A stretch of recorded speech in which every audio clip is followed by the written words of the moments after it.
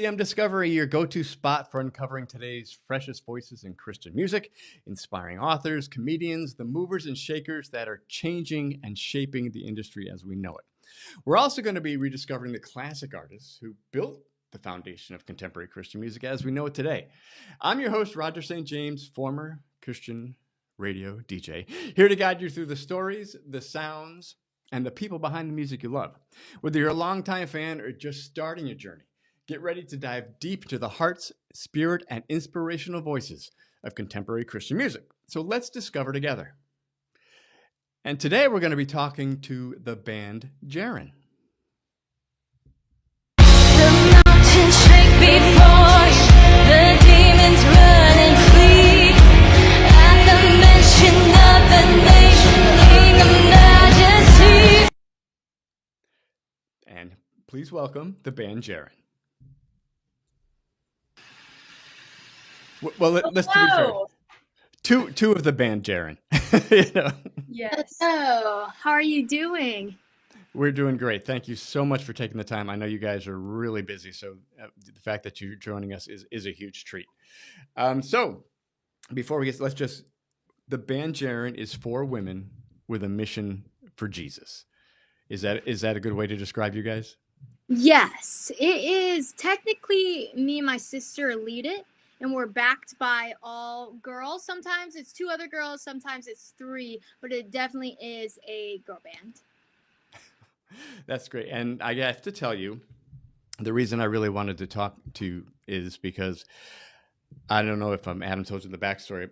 I was on contemporary Christian radio back in the 80s and 90s, what we like to call the golden age of Christian radio. Yes. And then I got out of it for, as my oldest son likes to say, a couple of centuries.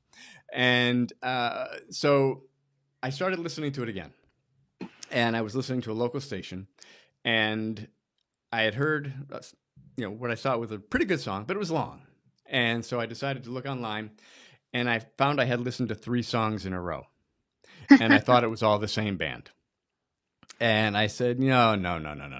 I mean, back in the day, you could listen to 5 notes of the song and you knew who the band was. Mm-hmm. So I got my oldest son to help me diving into TikTok and Facebook and Instagram. And the first band I found was the band Jaren. Wow. And what blew me away, what blew me away was the violin. Because having that in the band was a sound. And so I started digging into more of your music. And then, of course, once your algorithm changes, however that works, you start getting introduced to all these other bands. But the band Jaren is probably the foundation of CCM Discovery. So I wanted to thank you guys for being that for me. Wow. No way. That's cool. That's awesome. Yeah, I did not know that at all. So thank you. Yeah, thank you for telling us. Oh, no, thank you. So you got this ball started. So let's talk about the band Jaren. First, the name. And I'm going to have to assume that it's not named after Jaren because, but I do need to know, was the name the band Jade ever on the table? Probably only in my head. No, we make jokes about it all the time, but yeah, it's definitely the band Jaren. Yeah, and the reason why it is, so my name's Jaren, but the reason why we chose the name Jaren for the band is because in Hebrew, it means to sing out in praise. It's a cry of rejoicing, and it's actually really cool and prophetic because my parents had really no clue that that's what that meant in Hebrew. When they were naming me Jaren, my dad thought he just made up a funny word and was like, okay, let's name our daughter that. But it was all part of God's plan. And it definitely goes far beyond myself when it comes to the band, and so that's why we chose it for the band. Yeah, it's a great story because you guys had both playing instruments since we were like 6 years old, right? I mean, you guys started really early. Yes. So did you always have the dream of being a band, or did that just God oh, look at that? I'm gonna guess no.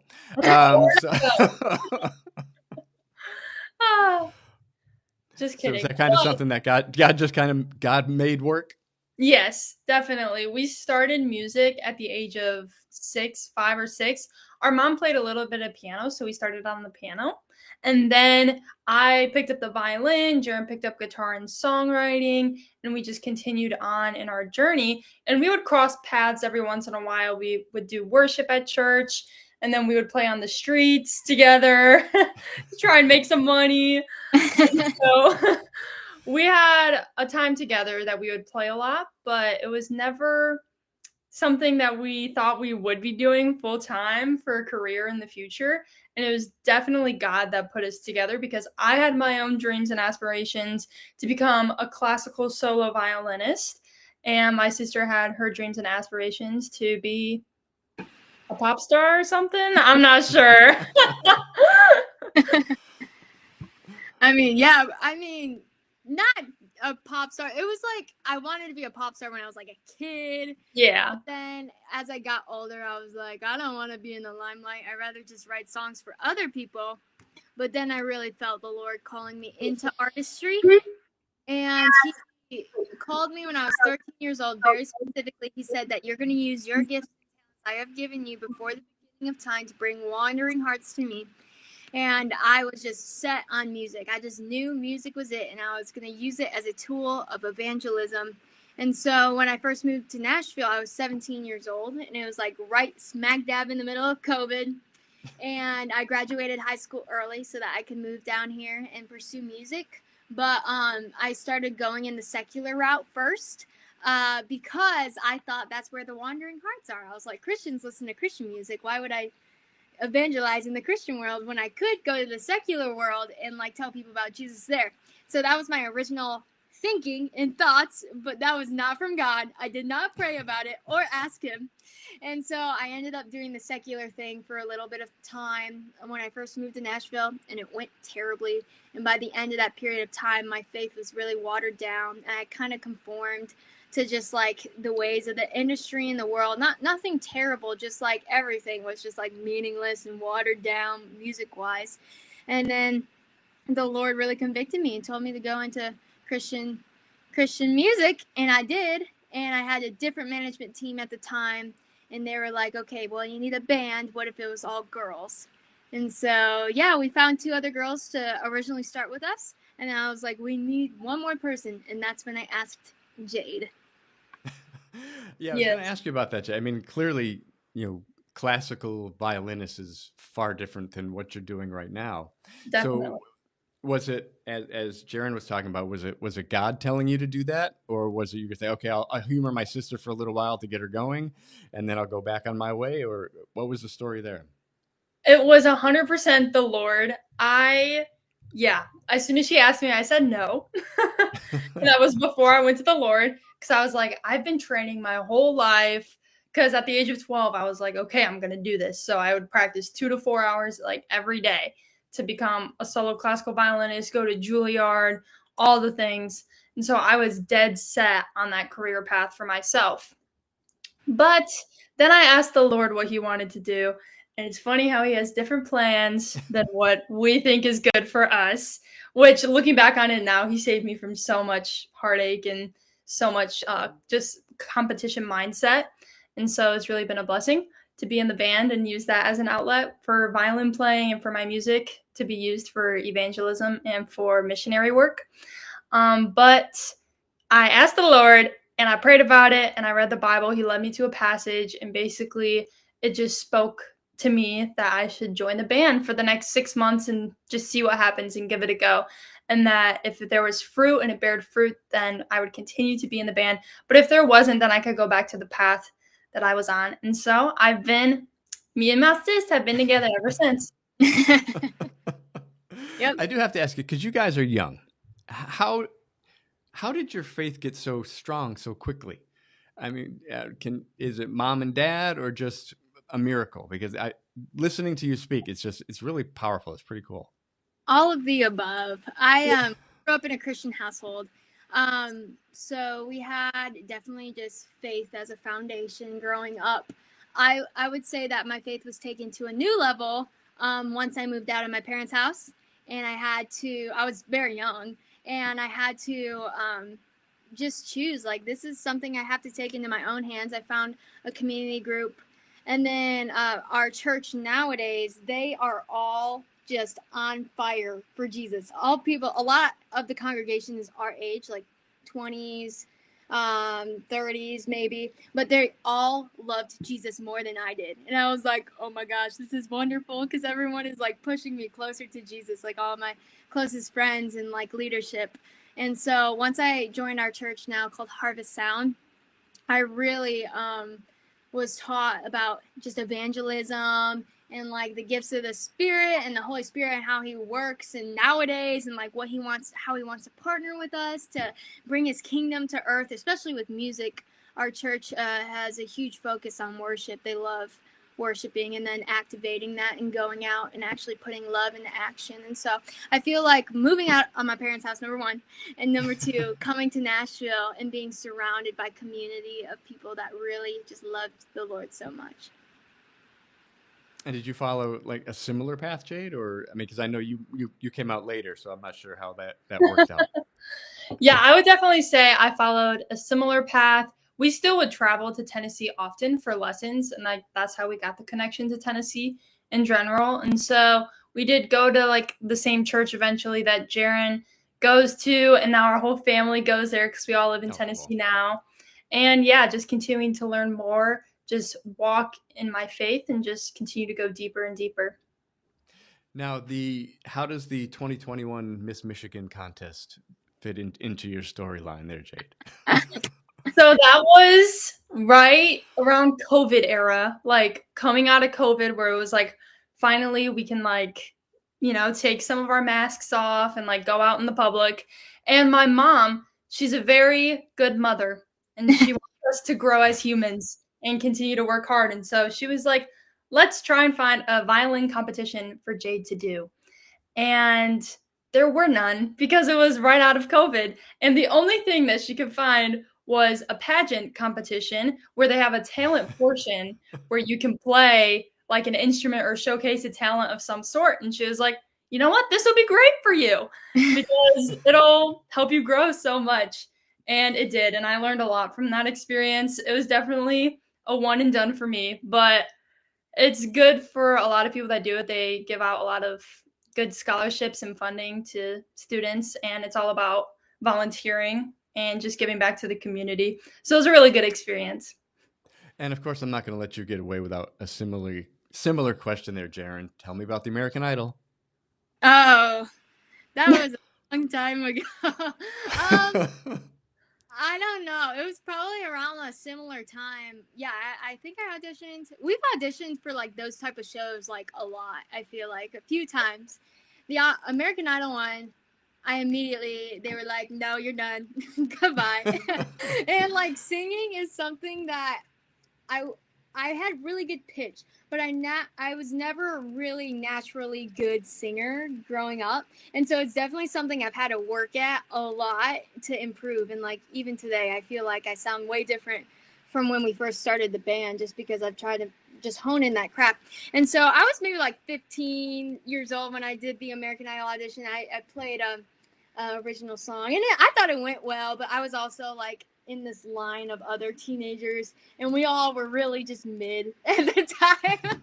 And so they were like, "Thank you so much." But me and Jay did audition for The Voice once, and we got to the very, very last round before you go on TV. And we were like maybe 16, 17. And we did it together that time. And we realized in that moment we were stronger together than There you apart. go. But I don't think they ever responded after the very last audition.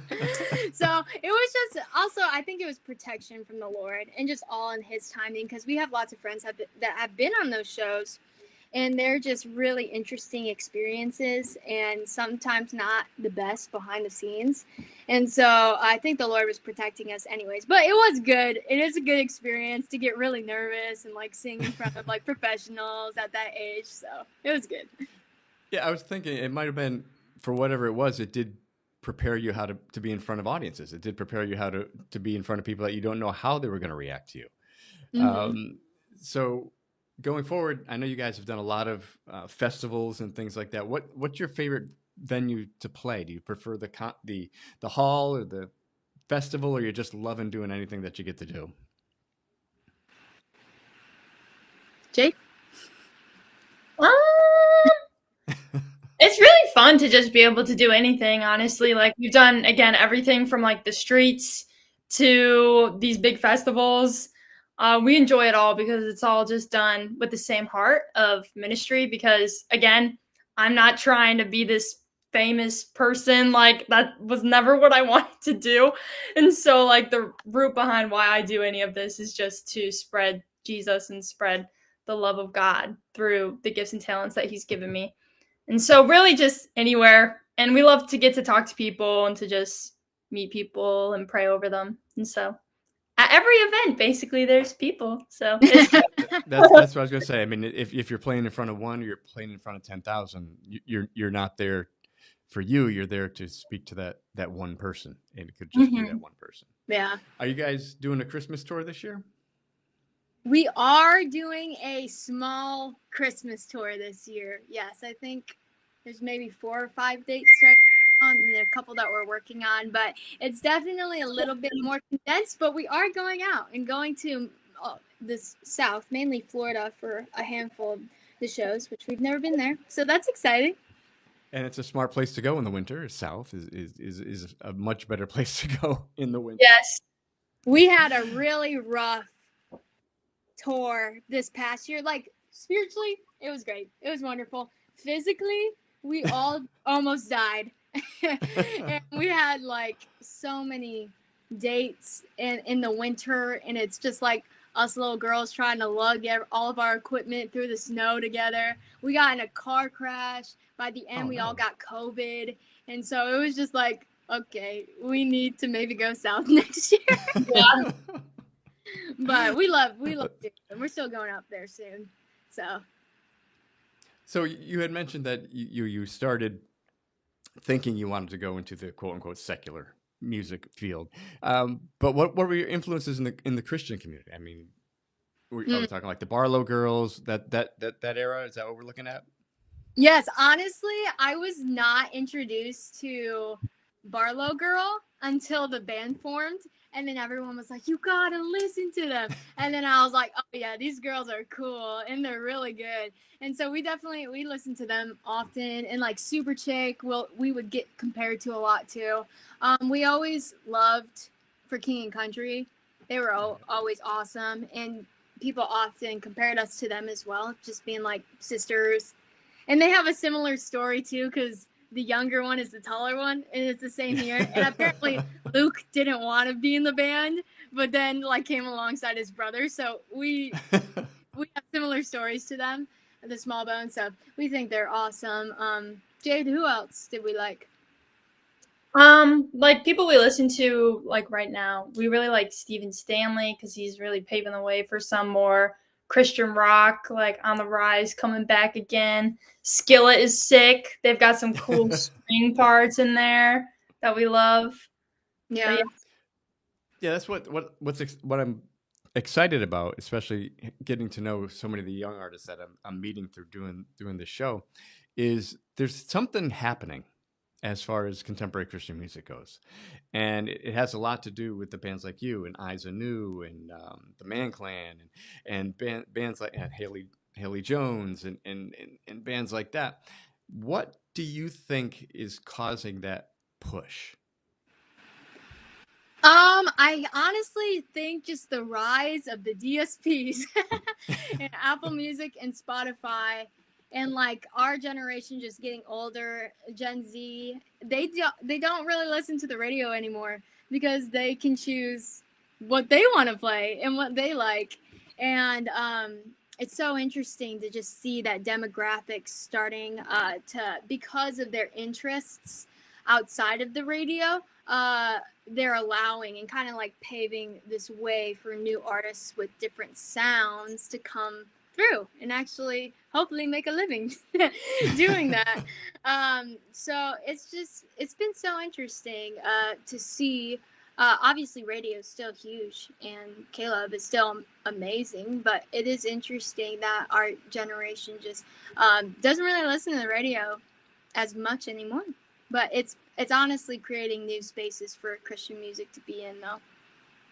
Yeah, I think you guys might actually your generation might actually bring at least Christian radio back, because that would be when I was in it. The radio stations were all independently owned by a family. Most of the time, they owned one or two, and then times changed.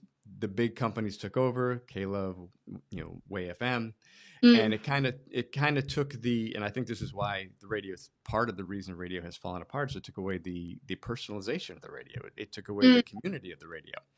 So I mm-hmm. think with what you guys are doing, talking about how you're doing this on different platforms, you're kind of creating a new wave of radio ready without having to go through the big record companies. And I think what you guys are doing is really has a good chance of bringing radio back. Wow. That's a really cool way of looking at it, and I totally agree with you. Yeah, I think it's going to be it's a good thing. Now, how Mm-hmm. do you? Because you guys, like I said, I'm going to keep going back to you're so young because I'm so old. How how how do you balance what you're doing? I mean, you're both. I know you're finishing up college. You're in college. You're touring. You're writing music. You're playing music. You have a real life. You go to church. How do you keep all that together? For me, I've always said that it's definitely by the grace of God. And also our mother. I feel like growing up, she has really prepared us and cultivated like the lifestyle for us to just be able to work hard and have fun and love God and love others. And it's just been a part of us for a long time, like working hard and having a pretty busy schedule.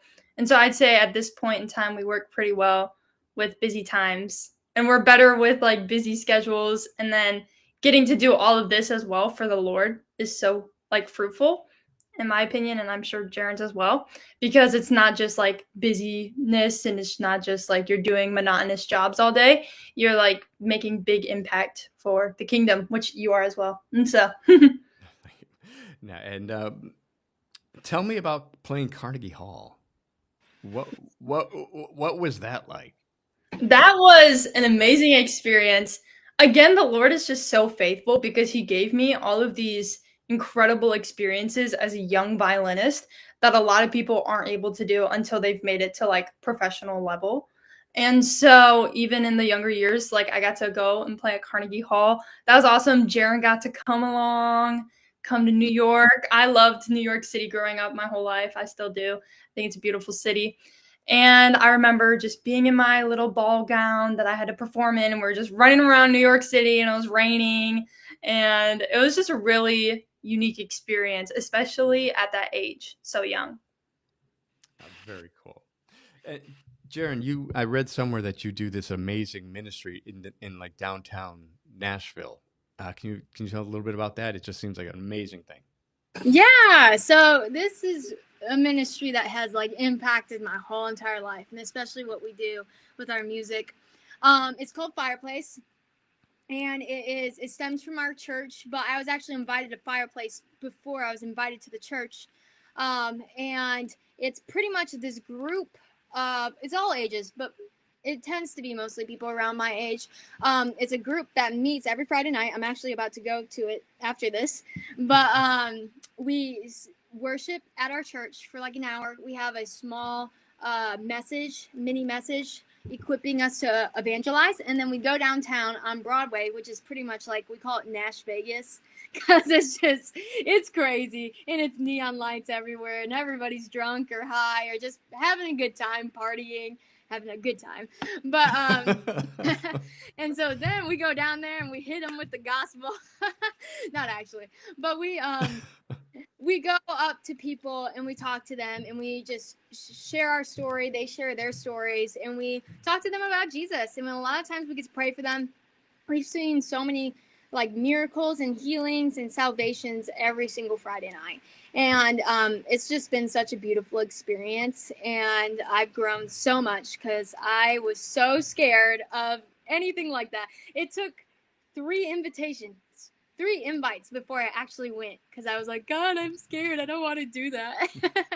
But once I did, it truly like changed my life and like just stirred something in me that wasn't there before, and just also just touched every other aspect of my life and how I live my life and just how important the Great Commission is. That's fantastic. So, what Bible verse are you guys hanging on to, like right now? I mean, I know for me it changes Mm. often, but what one are you guys hanging on to right now? Lately, I've just been hanging on to Galatians 6:9 because I personally really enjoy it. And it's just let us not get tired of doing what is good, for in due time we will reap a harvest. Because I think sometimes as Christians, we'll be like, where's the fruit? Like, why aren't we growing more? Why can't we get where we want to be ASAP?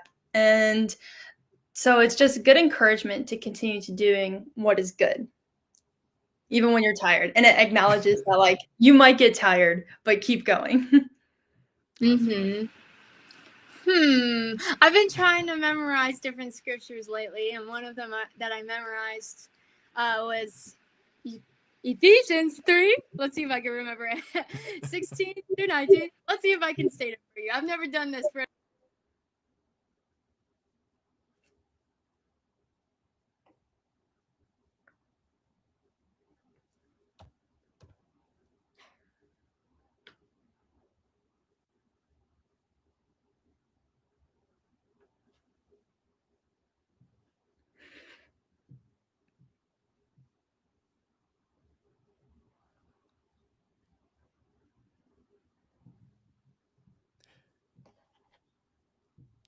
Jaren, I hate to do this to you, but you went just as you started to speak. Your mic went out.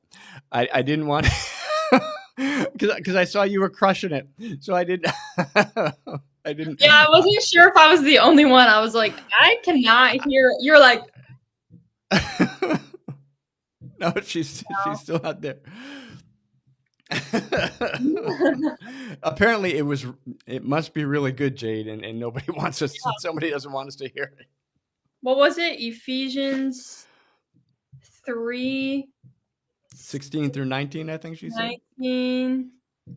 Ephesians. I'll read it from the Bible.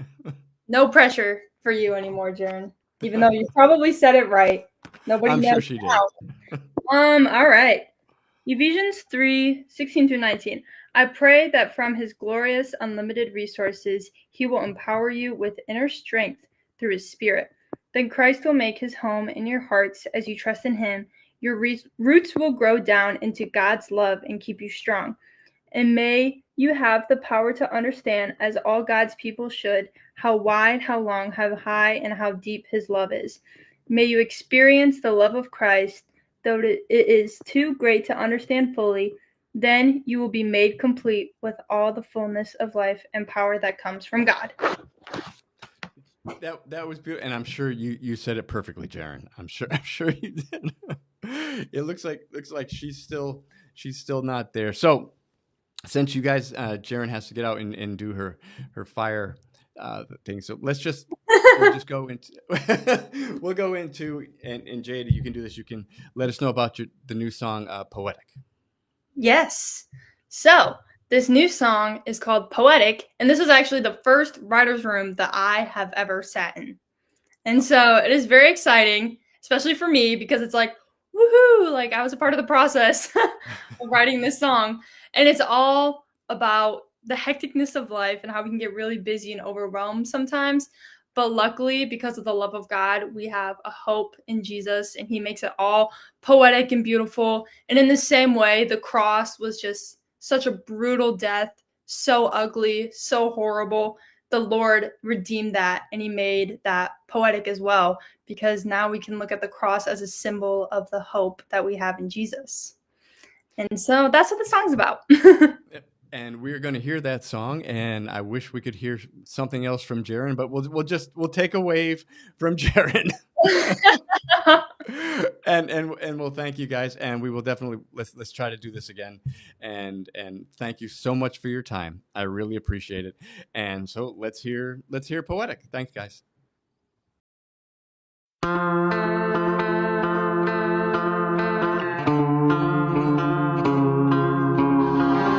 I've got a lot on my plate, my knees are starting to shake. I think I'm starting to break under the pressure and I hate it.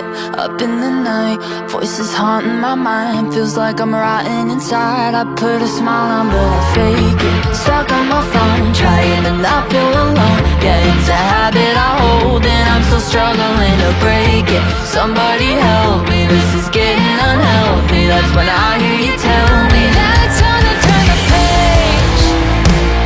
God, I'm such a mess, and I can't figure it out. Only you know how.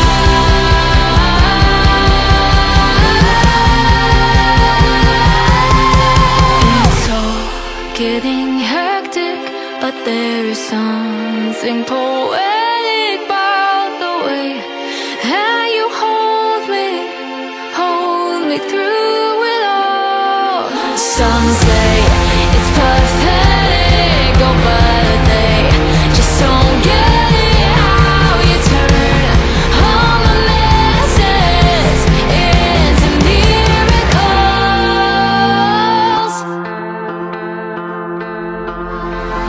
I wanna do what is right, but God, the harder I try, I do the things I despise. Can't help but feel like such a traitor. That's when you're right, another chapter that I never thought I would find. You put redemption down on paper. God, I'm such a mess, and I can't figure it out. Only you know how.